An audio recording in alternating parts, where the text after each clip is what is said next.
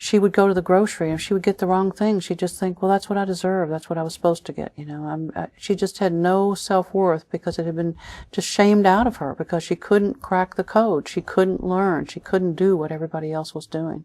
The pain and the shame that people feel. People talking about walking back in the school and actually getting sick at their stomach, because they remember how painful it was and how hurtful it was.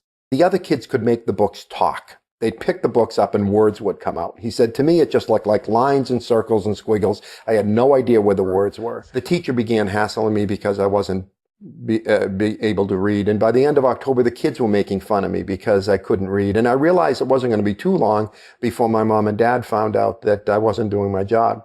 He said, so I was scared. I was really scared. He said, but I was also a real resourceful kid. And I looked around the room and I noticed there was another kid in the class who couldn't read. This kid couldn't read a lick. And yet nobody made fun of him because he couldn't read, and the teacher didn't hassle him because he couldn't read, because he was deaf. He wore a hearing aid. He had a hearing loss. And because he was deaf, no one expected him to read on time. He said, so I figured in my 6-year-old mind, the solution to my problem was to convince everyone that I was deaf. And if I could convince everyone I was deaf, they'd stop hassling me about the reading. He said, so I went on a one-man campaign to convince everyone in my life that I couldn't hear. He said, and everything was fine until June. I said, well, what happened in June, Dan? He said, my mom and dad sat me down the last day of school in June in the first grade and said, Dan, we're really worried about your hearing. You don't seem to be able to hear. We've taken you to hearing doctors and audiologists all over Cape Cod. Nobody can figure out what it is. So we've made an appointment for you. And you're going to go to Boston Children's Hospital next week. And you're going to stay there for 4 days and 3 nights. And they're going to do exploratory ear surgery and have your adenoids surgically removed. And this 6-year-old kid went through 3 days of surgery rather than tell his parents what he had done. Can you imagine the trauma of a 6-year-old child going through surgery that only he knows he didn't need? I wish we had more time. We don't. Okay, so what I want to do is kind of transfer from that last point and say again, the number one thing to take away from all this is there's no higher mission. There's no more important thing that you can do for children than steward the health of their learning. And that when they're in the process of learning to read, they're in great danger. They're in danger of having their whole life misshapen because of this confusion. I wish I could go into the confusion because it's absurd where the confusion comes from. I recommend that all of you that are involved in teaching reading in any way to understand, because the more that you understand the absurdity of the source of this confusion, the utter neglect and historical accident that has produced this messy code, and you see what's at stake with respect to these children, the more that it can start to flip your orientation here.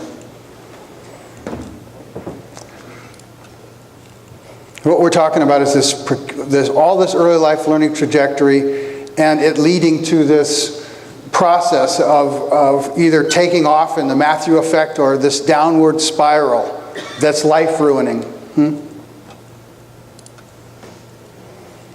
So, like in medicine, above all else, do no harm. And that means steward the health of their learning, which implies, in order to do that, understanding the difference between healthy and unhealthy learning, and understanding the difference between natural, organic modes of learning and completely artificial modes of learning. If we don't see those distinctions, we can't be helpful. The most important thing that any educator or parent can do is become a better first-person learner in themselves. Stop throwing models. I mean, that's what happens, right? It's because we assume we can't connect up with kids on the edge of their learning, that we treat them like objects, and we come up with little attributes and say, oh, you're a type 7-2, and so we're going to throw this model at you. And the model either has a probabilistic fit, and if it fits, then you've helped that child, and if it doesn't fit, you've made it worse. So the takeaways are sync up, learn how to get on the edge. And for those of you that are really interested in this, if you send me feedback and say, I'm interested in first-person learning, I'll send you some things that you can do that are not how-to teaches. They're more how to learn your way in to syncing up with children when they're learning. Right? Because the deeper that you understand the challenges they're going through, the deeper your understanding, the more that will affect how you differentially apply everything you do to helping them. The more shallow your understanding, the more that you're going to be up here at a level of throwing models at them.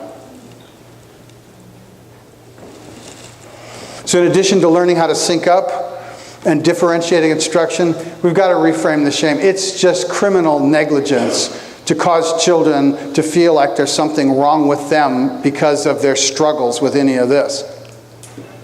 Because it's not part of their natural organic world. It's completely technologically, artificially our responsibility.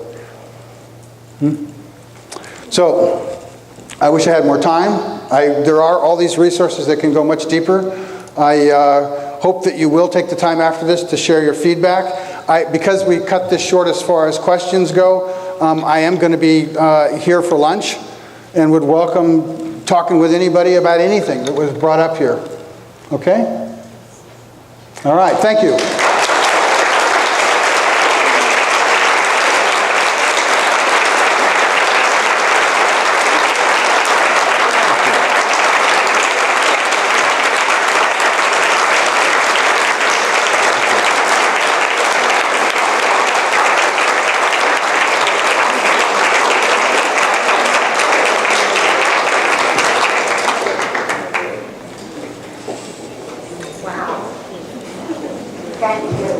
Thank you, Janie. Thank you. Thank you.